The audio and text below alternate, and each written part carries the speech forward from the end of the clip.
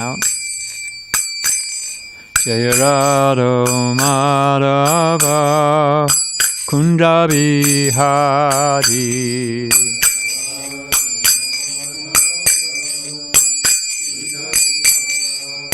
Jaya Radha Madhava Kunda Bihari.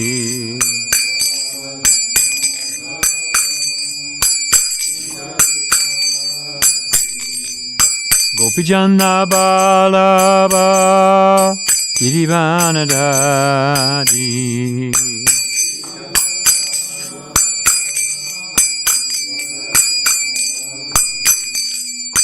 Gopijana Balaba Girivanadadi.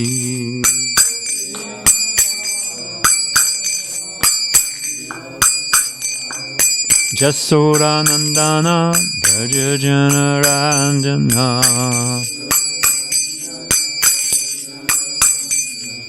Jasodanandana Bhajajana Ranjana.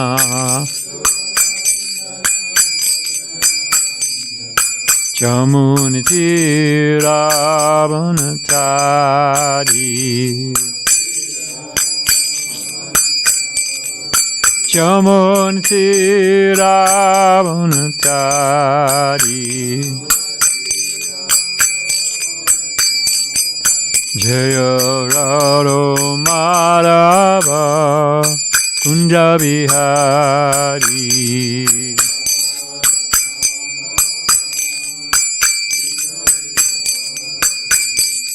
Gopijana Balaba Girivanadari.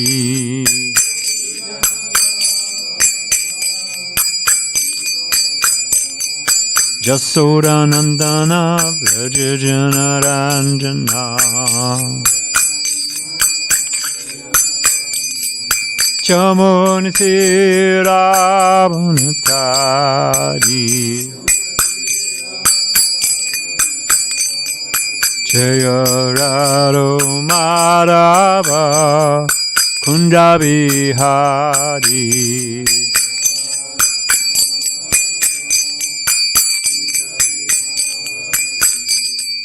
Hare Krishna, Hare Krishna, Krishna Krishna, Hare Hare, Hare Rama, Hare Rama, Rama Rama, Hare Hare.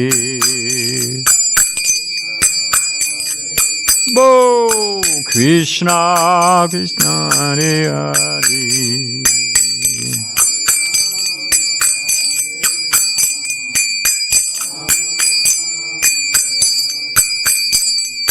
Hare Krishna, Hare Krishna, Krishna Krishna, Hare Hare, Hare Rama, Hare Rama, Rama Rama, Hare Hare.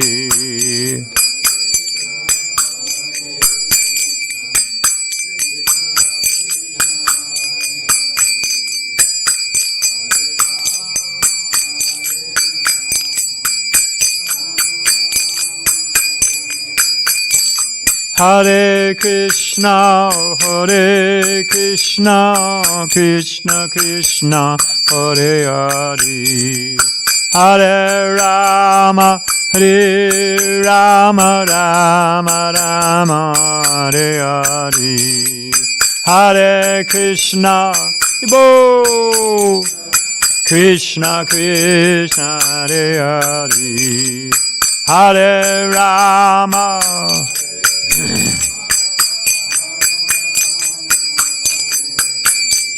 Hare Krishna, Hare Krishna, Krishna Krishna, Hare Hare, Hare Rama, Hare Rama, Rama Rama, Hare Hare, Hare Krishna, Bo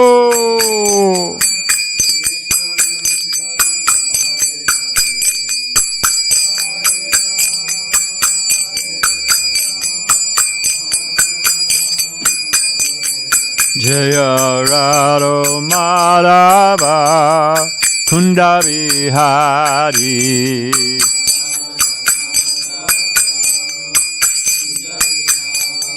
Jaya Radha Madhava Kunda Bihari.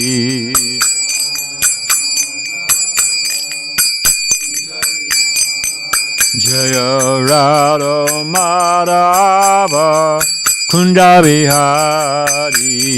Radha Madhava Kunda Bihari. Jai Om Vishnupad Paramhansa Pri Bhajakacharya Siddhadashi Shrimad's Divine Grace Abhaycharan Bhakti Vedanta Swami Maharaj Srila Prabhupada Ki. ISKCON BBT Founder Richard Jagaguru Srila Prabhupada Ki. Anantakota Vaishnava Vrinda Ki. Namchar Srila Haridas Thakur Ki. Prem Shigaho Shigashan Chaitanya Prabhu Nityananda Shidwaita Gadada Shivasari Go Bhakta Vrinda Ki. Say Sri Radha Krishna Go Gopinath Shama Kunda Radha Kunda Giri Govardhan Ki. Vrindamadam Ki. Mathuradam Ki. Dwarkadam Ki. Navadipdam Ki.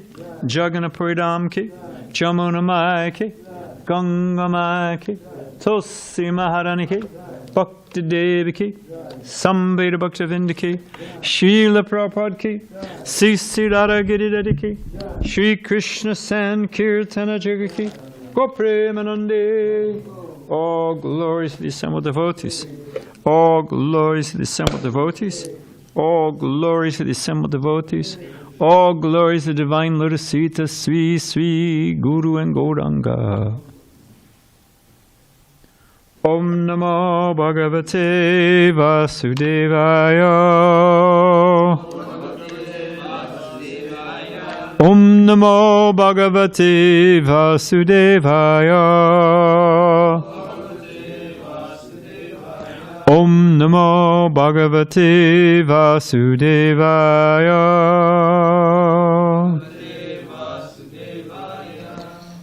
Narayana Namaskritya Naram Shaivam Narottama Devim Saraswatim Vyasam Tato Jaya Mudirayat Krishna Sadamo Bhagate Damaganadi Bisaha Kalana Sadasham Mesha Paranako Nadodita. The Bhagavatam is brilliant as the sun, is written just after the departure of Lord Krishna, accompanied with his own, what is it? Along with knowledge, religion, etc. Persons who have lost their vision to the dense darkness of the age of Kali should get light out of this Purana. Before beginning our study of the Srimad Bhagavatam, which is our very means of conquest, we should first offer respects to the personality of God in Narayan, the Narayan Rishi, the supremmost human being, the goddess of living Mother Saraswati, the author Srila Vyasadeva, and my spiritual master Srila Prabhupada. Just as a sidelight, because we offer that before beginning study Srimad Bhagavatam, and there's a series of personalities that we offer respects to and we pray for their mercy. I'm an intelligent person, let's just suppose materially.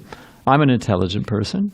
I can just pick up the Bhagavatam and read it and understand it. I know the English language. I know Shakespeare. I like poetry and allegory, analogy. Why can't I understand? Why can't I just pick up Bhagavatam and understand it? Is that possible? No. What's that? You can say some. Okay, fine. You can understand it, but can you actually understand the real Because why? It's revelatory. It's beyond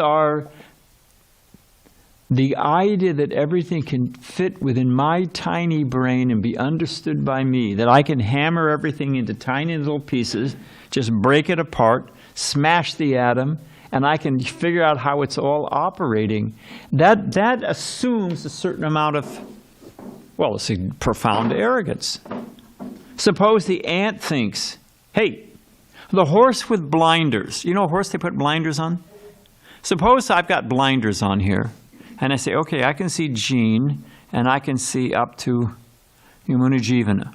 Sorry about you, Mataji. And sorry about you, Rasika. So you're the only people that get prasadam today because you're the only people that I can see. Are you going to accept that?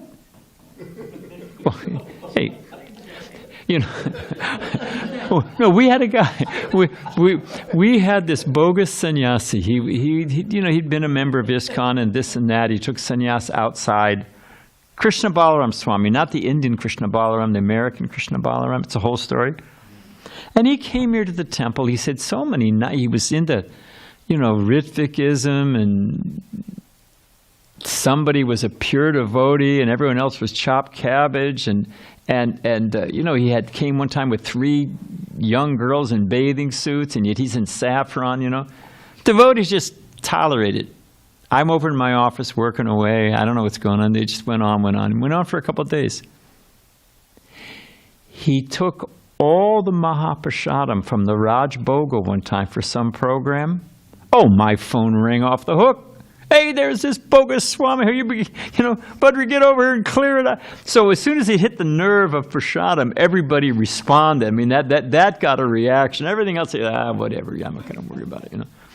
So, but the point I'm trying to make is that I'm limited. I've got, we've all got blinders. We have limited senses. We have a tendency to cheat. We have a tendency to be illusioned. What have I forgotten?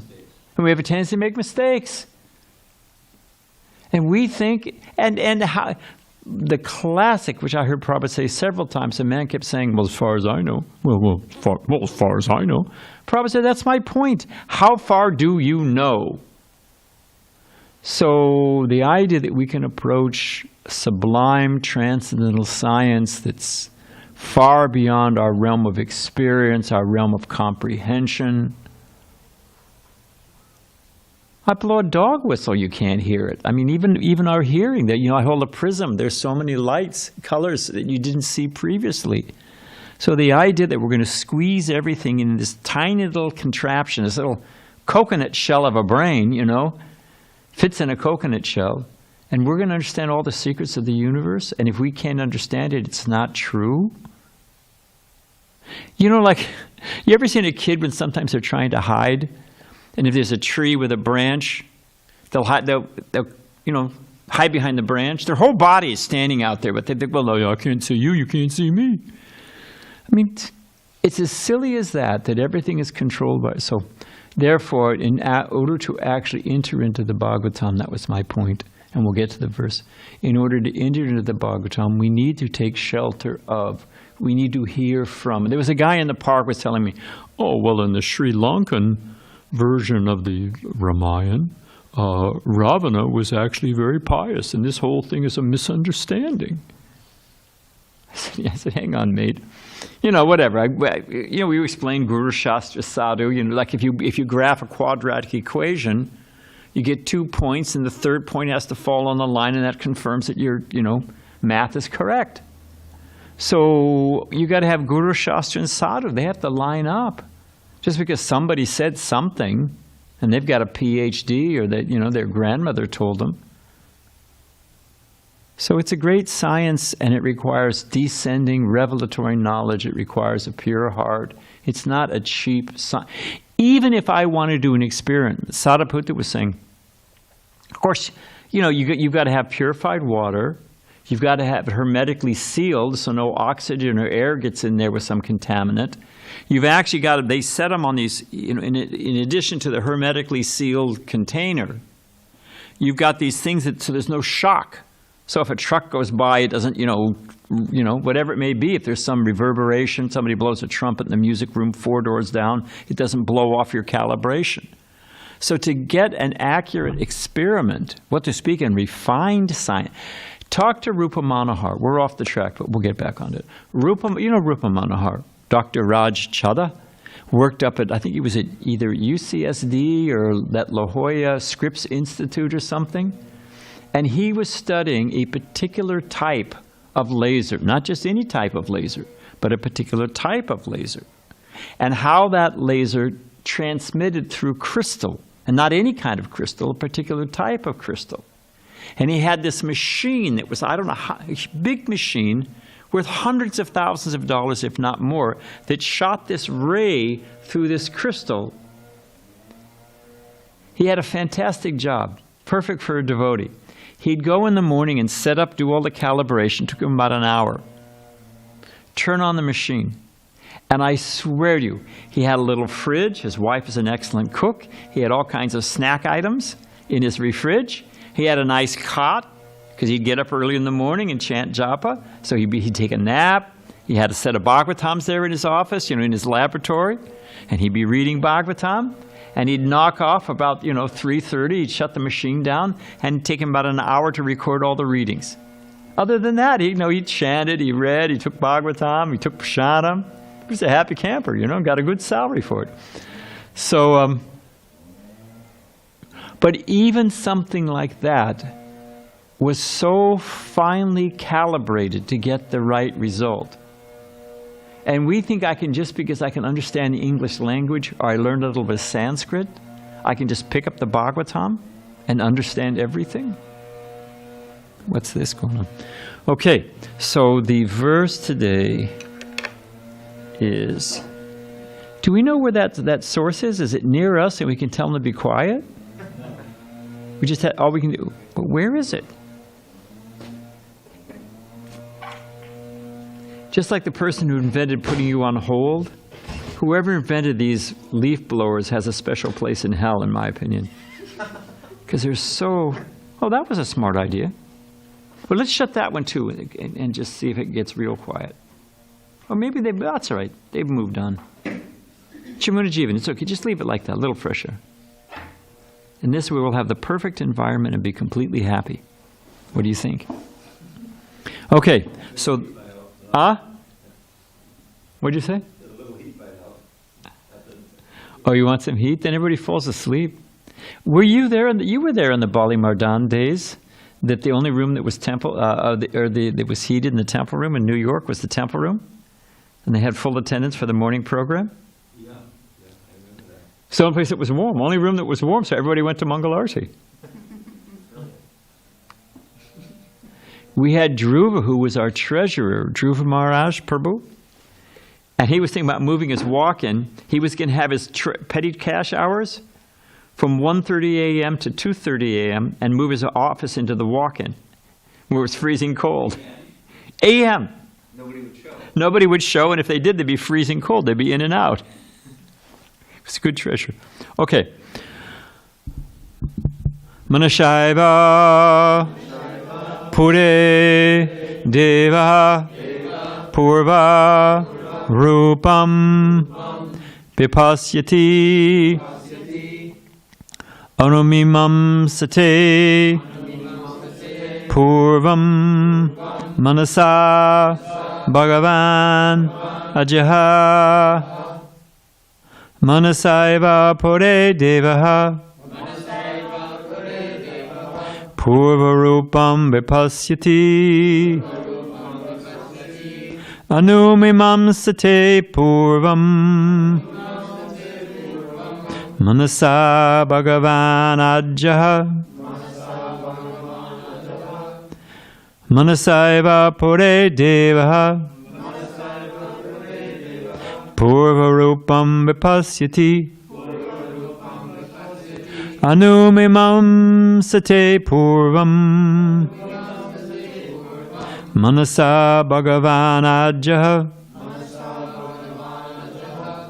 Manasaiva Pure Devaha Purvarupam Vipasyati Anumimam Sate Purvam Manasa Bhagavan Ajaha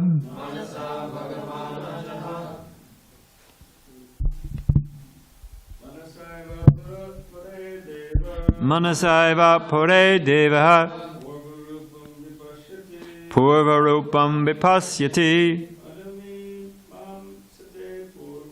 Anumimam Sate Purvam Manasa Bhagavan Ajaha Manasaiva Pure Deva Purvarupam Vipasyati Anumimam Sate Purvam Manasa Bhagavan Ajaha. Want to try, Mataji? Manasaiva Pure Devaha Purvarupam vipasyati. Anumimam sate purvam.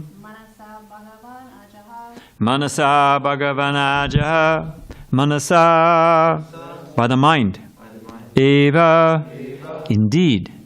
Pure, whoops, pure, in his abode. Or within everyone's heart like the supersoul. Deva, the demigod, Yamaraj. Divyati Deva. When it was always brilliant and illuminated,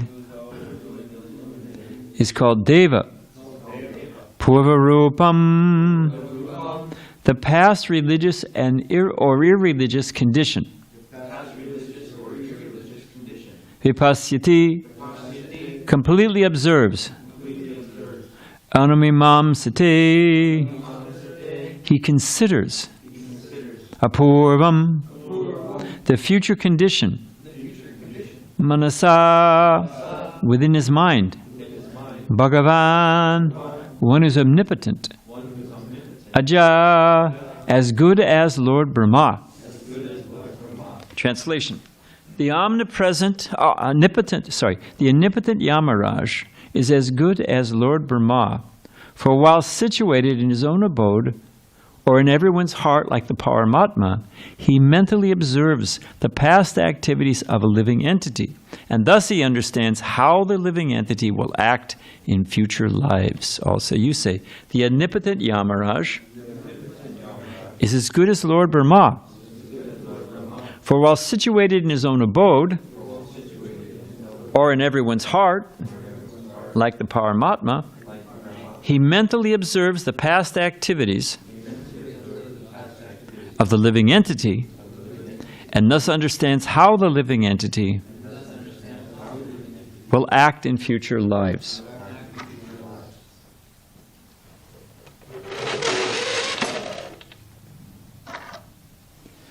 Purport. One should not consider Yamaraj an ordinary living being. He's as good as Lord Brahma. He has the complete cooperation of the Supreme Lord, who is situated in everyone's heart. And therefore, by the grace of the Supersoul, he can see the past, present, and future of the living being from within. The word, amimam sate, means that he can decide in consultation with the Supersoul.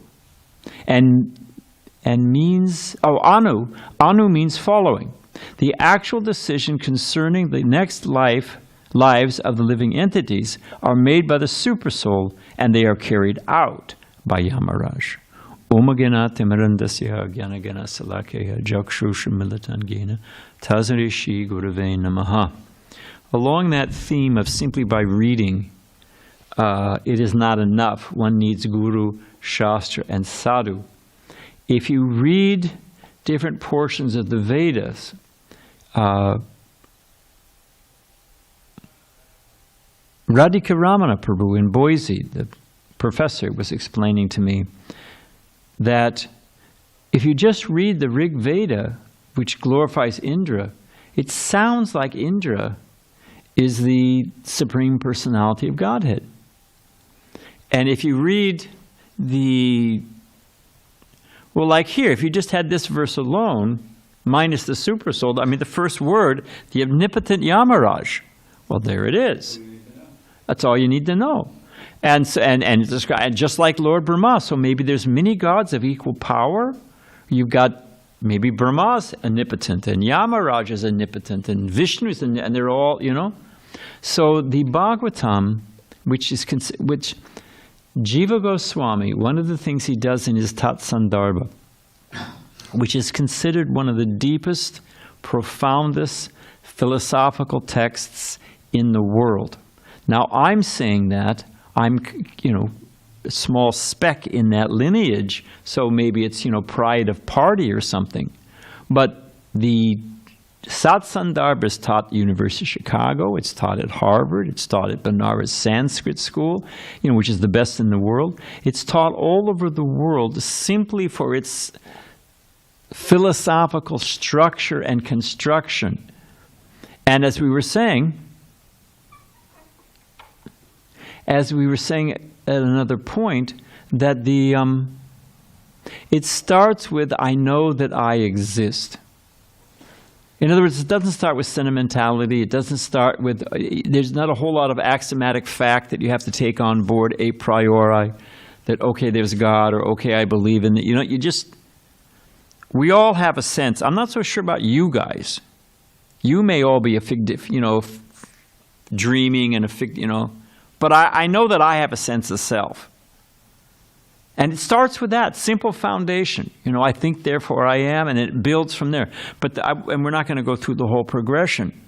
But it comes to the point that ultimately, if we want to understand the absolute truth, we have to hear from different evidences, pramanas. There's what we can explore ourselves, as I was describing earlier, try to break everything down into little pieces and figure it out. Well, that's one type of pramana. I put this together and I put this in the chemistry class and it blows up. Okay, well, that's acidic, that's we can draw conclusions. What is it? A hypothesis, observation, hypothesis, then you experiment and you draw a conclusion. And if you can repeat the experiment and get the same result, well, that's the scientific method, and you can build on that and you know what's what. Okay, within a certain tiny spectrum, where'd all the chemicals come from? Where'd this come from? Who's maintaining the laws of physics? All of that is a whole other issue that they try not even to get into. So the point is, that's one type of pramana. There's another type of pramana. Well, we stand on the shoulders of giants, and there's accumulation of human knowledge, and we're learning. Each generation is growing and increasing. And this way we've got, eventually, we're pushing back the horizons of darkness as the world fills up with knowledge. Incrementally, bit by bit, drops of water wear away stone. We're eventually going to figure out everything. Just give us enough time. Okay, well, anyone know Sadhuputa's famous example? Pole vault, we've done this before, I'm going to do it again. And I do want to get to another point. But pole vaulters, I think in the 1930s, somebody can Google it, I always forget, but I think it was 14 feet they could pole vault. When you think about it, how high is this ceiling? I don't think this ceiling's 14 feet. Maybe it's 14 feet. Huh? Close to it?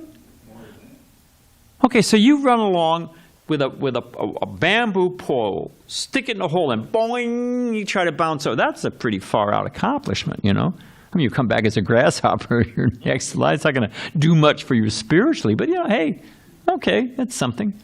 And over with the higher technology and fiberglass poles and Nike running shoes and all kinds of different techniques, yoga practice, so they can bend and flip their back, all kinds of things. I think they're up to 21 feet. Huh? It's over 20. Well, you look it up and tell me what it is. We'll be exact here. We'll be scientific. Okay, so by incremental improvements, they've expanded their skill set, right? As with incremental improvements, we're expanding the field of knowledge. Eventually, we'll have it all figured out, and we will be able to manipulate and control material nature. Hey, we'll be able to live forever. With CRISPR and genetic engineering, we can, clip and shape the DNA. You need a new liver. We'll grow it for you in the factory. In the lab. Just get replacement parts. The brain is just all it is chemical circuitry, just pluses and minuses, negative and pluses pulsing. So we'll figure out how we'll get a sophisticated enough computer, make sure you have a backup copy, and we can just download your brain. You can live forever if you want to. Just keep creating the bodies, There was one guy at MIT, he actually said, we're on the edge of creating eternal life. The only problem will be boredom. In other words, if you live so long, been there, done that, you'll want to die because you've just burned out, you've learned everything, and you just had enough. Pull the plug, man, I'm done. I mean, imagine the arrogance of the thing. So, but back to our pole vault example, by incremental improvements, they've definitely expanded the ability, right? On the same premise, does anyone think that they'll ever be able to pole vault to the moon? Anyone will accept that as, hey, we increments eventually, we'll get to the stratosphere and the ionosphere and eventually, boing, Does anyone think that that's possible? No, it's ridiculous. It's craziness. So if that's crazy, if we actually accept that we're a tiny, I don't want anyone to be ladled with creatureliness or, low self-esteem or paralyzed by, whatever it is, oh, I'm just a tiny insect. That's not what we're aiming at. But if we actually understand our actual position and the expanse of existence, this is 1/4, and the spiritual world is 3/4. If we just accept that premise for a moment, and we're just like, we're going to figure it all out, it's like the guy trying to pole vault to the moon. It doesn't make any sense at all. So and I'll give you one more, because I met these two guys in the park. Two different guys I was talking to at I missed half of Balaram's lecture, which I was kind of bummed about. But another guy said, now listen. I said, there's order, there's pattern, there's symmetry, design, wherever we experience that. It's the argument from design. Everybody knows it. Wherever you see order, pattern, symmetry, design, ultimately there's intelligence behind it. The guy said, nah. I said, just look around, open your eyes, buddy. There's all these delicate, everything's interknit, interdependent. The more they study, there's all kinds of rivers of air and how they're all working. What is it called? The butterfly effect? A butterfly flaps its wings in Argentina, and it affects this, it changes this, and it snowballs. And it can wind up changing the weather patterns in Canada or something. Just the whole thing is so finely balanced. I said, now you want me to swallow that just happened by chance. Now, I've heard the argument before, and I'm glad he had the brains to offer it. Anyone know the argument against that? Listen, if you got two dice, dice, 0, 2, whatever the sides are, If I roll those two dice long enough, I'm eventually going to get double sixes, isn't it? Just keep rolling them. Just keep rolling them. Eventually I'm going to get double sixes. So there's so many universes that failed. They just, they're just swirling and coming out of the cosmic gas.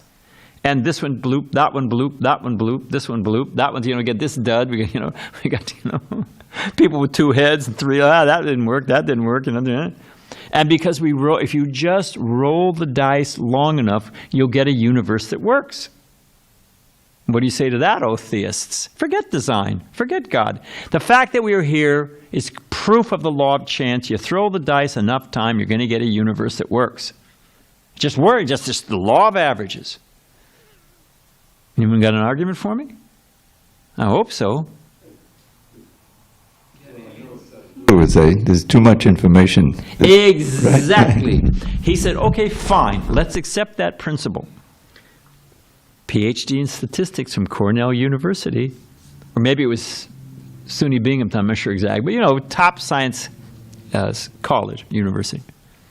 He said, okay, take all the different data points. The simple thing, just for our little understanding, you move the sun a little bit this way, everything's frozen. We're all, life on a popsicle. You move it a little too far this way, everybody's crispy critters. It's all calibrated.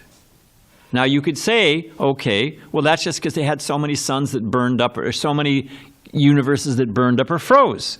They got so many that the mass wasn't right, and they all imploded, or they all spun out. Okay, fine.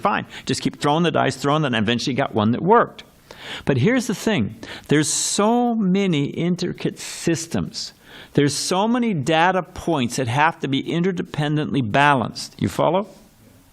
And you take all of those, and you add them all up together. And Sadhaputta they've got there's guys out there studying all these things. So you take them with statistics. And they say the Earth is, I don't know how long they say the Earth is now, how many billions of years? It's whatever it is. You've got a finite amount of time, and let's be conservative. Let's times 10, whatever they say the finite, this is how long creation has existed. which means this is how long you've had to throw those dice. You follow me? This is how long you've had, because that they've got an idea. Of course, let's let them eat their own words. They say this is how long we've been very generous. We've given them an extra 10 times, whatever they say times 10, which certainly covers it.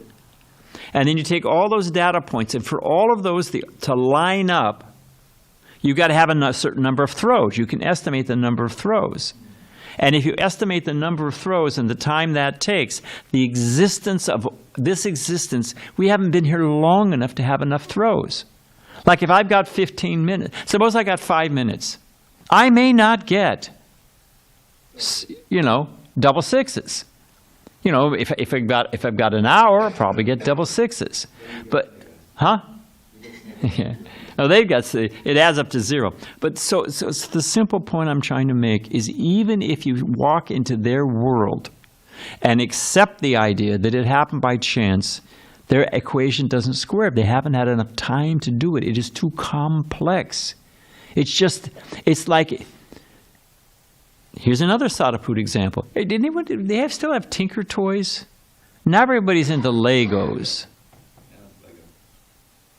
Anyone remember? Well, Legos will work. They only fit together a certain number of ways. I don't want to get too far because I actually want to make another point. If you have those Legos can only make a certain number of shapes. And here's a far out thing. If you want to make a windmill or they have some that are motorized, you have to buy the specific pack, the logo kit that will make that fire engine that goes. You buy another Lego kit for making the cannon. You can't take the cannon kit and make the fire engine. They're not interchangeable. I mean, your basic, you can make a building, you can make a castle, you can do that with your basic Legos. But a specific, and what does that mean? If I want to make a Lego fire engine, I have to buy the Lego kit. If I want to buy a Lego cannon, I have to buy the Lego cannon kit. What makes that kit to make that fire engine work? Why can't I use the fire engine kit to make a cannonball? Other than Dravida Prabhu.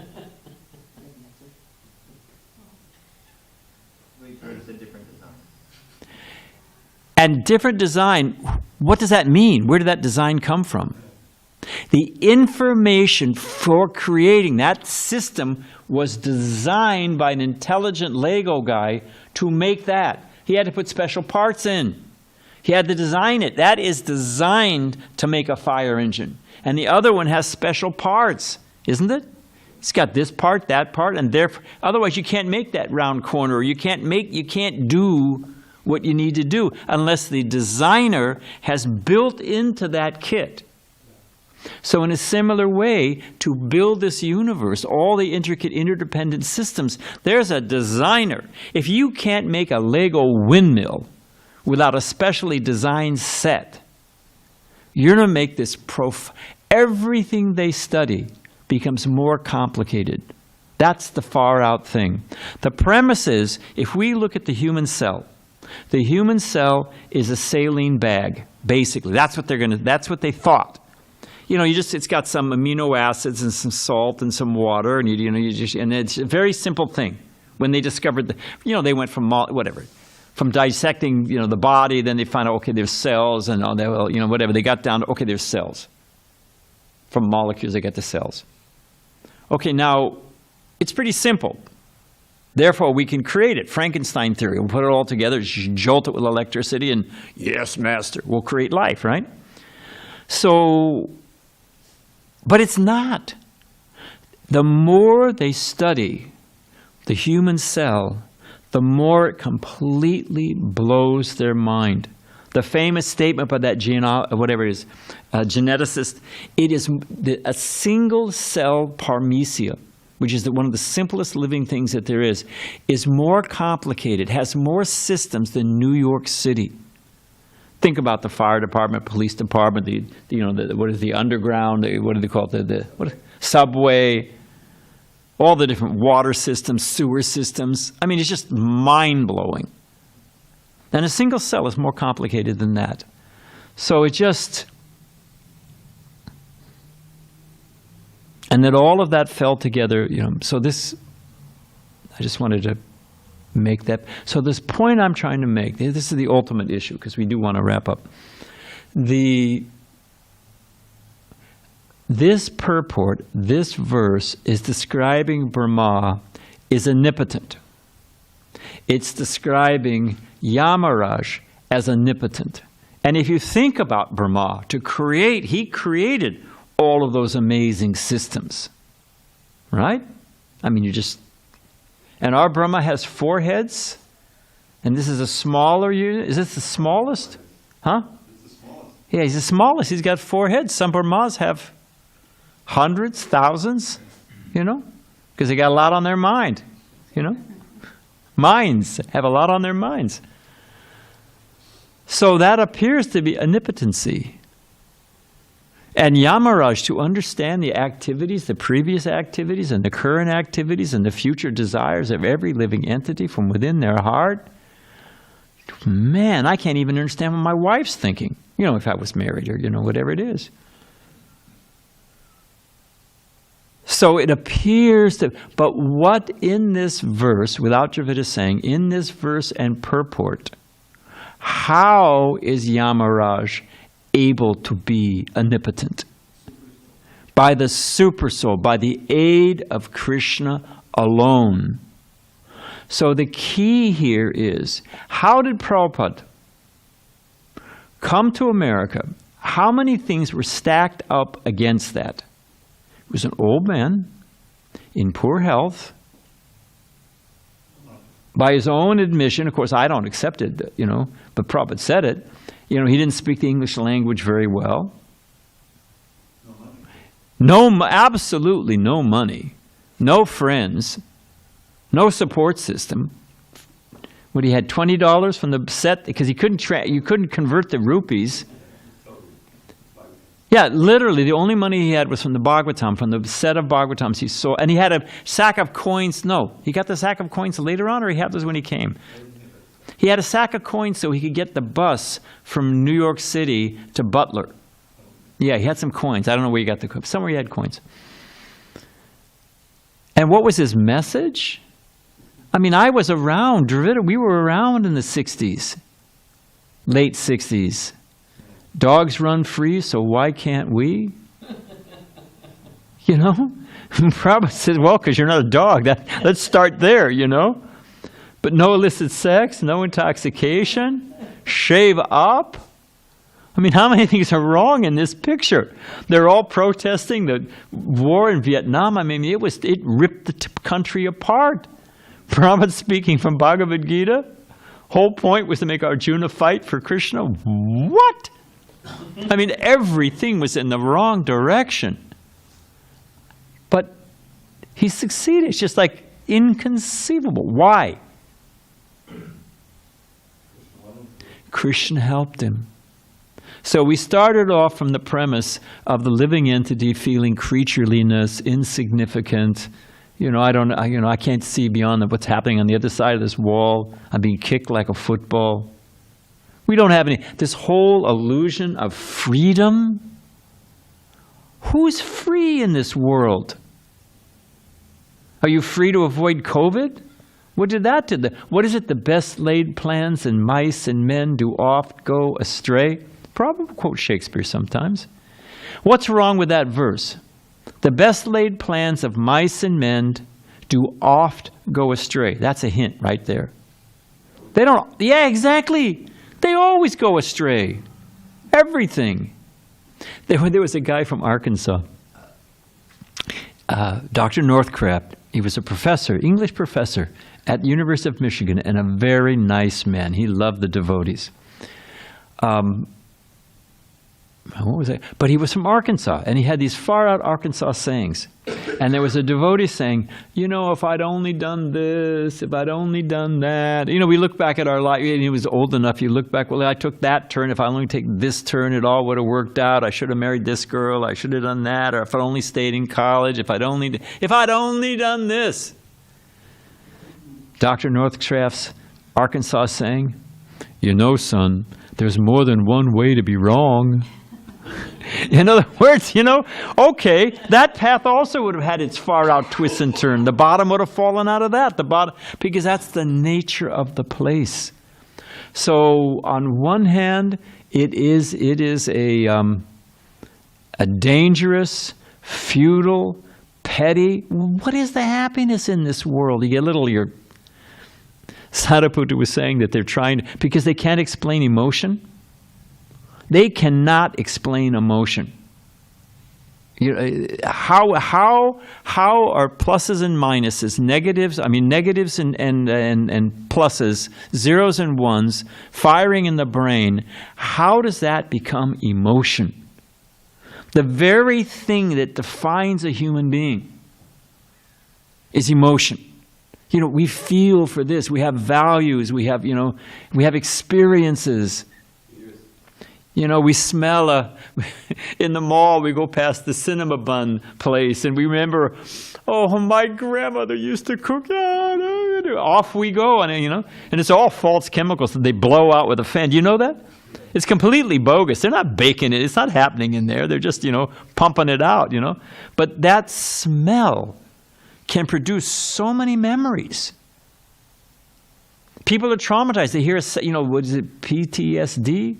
They hear an explosion and they jump under the desk or strangle the guy next to them because So emotions, and that very essence of the human experience. Just try to understand what a big gaping hole. It's such a bluff. It's the emperor has no clothing. They're going to explain the human experience, and they're going to explain what we perceive by the brain. And we've got the brain all figured out now. We know, you can stick an electrode in this and your arm will tick and I can give you a chemical or stimulate a part of your brain and you'll have a mystical experience. You'll think you're hearing the voice of God, which proves that it's all just chemicals and, stimulation or,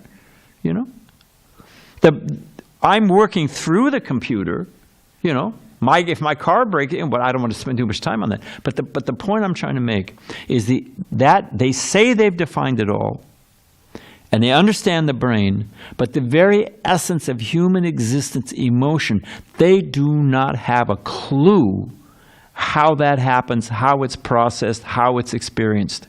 And you know what their answer is? When I'm feeling pain, I shouldn't say, man, that hurts. You know what you should say? Anyone know? My C fibers are firing. You bang your finger with a thumb. Are you going to say, oh, my C fibers are firing? Does that explain your experience? Does that even come close? So, from that arrogance, we should understand that this world is petty, paltry, fallible, full of danger. That's on one hand, if we're just floating in this material world on our own. It's like being in a shark pit.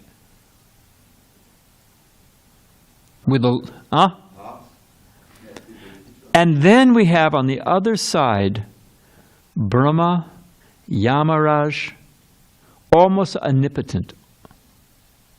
So what is the difference in the condition between the ordinary conditioned soul being kicked like a football, soccer ball, and these great Devas and Srila Prabhupada, like Atlas astride the globe?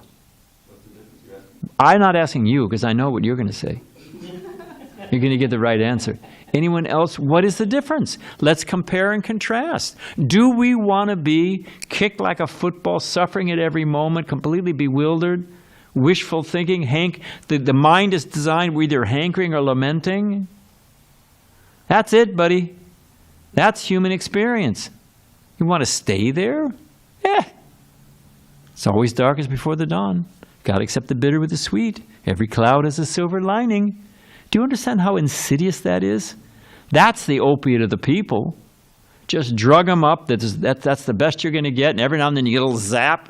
I get a little sex, take a little drugs. have a beer, and hey, go Padres, they win the World Series. Jeez, that's happiness.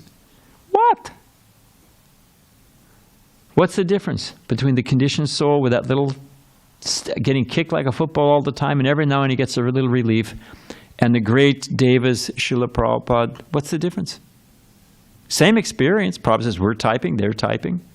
What's the difference? It's that they consciousness, but that consciousness is, yes, they've taken shelter of Krishna. And if we take shelter of Krishna, look at the amazing things that will happen. Like, we'll end here, I promise. Professor Tompkins, who had, became such a nice friend of the devotees. And there's that interview. There's that interview. I think it's in Yadavar's film. And he said he'd met the devotees in the streets of New York, and he just couldn't figure it out. That, they didn't know much of the philosophy. Some of them were just hippies that had just stumbled out of who knows what kind of fog. I mean, there was a few. There was Hayagriva, there was Brahmananda, was a little together, but in general, they were not great titans of industry or,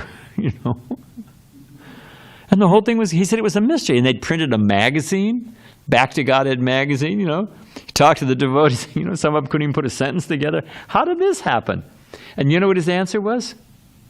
When he met Prabhupada, he said, oh, now I understand it. Here's the, the guy who was putting it all together and directing, So the simple point is that if we become surrendered to Krishna, become Krishna's devotees, the whole thing changes. The whole world changes. Our whole experience changes.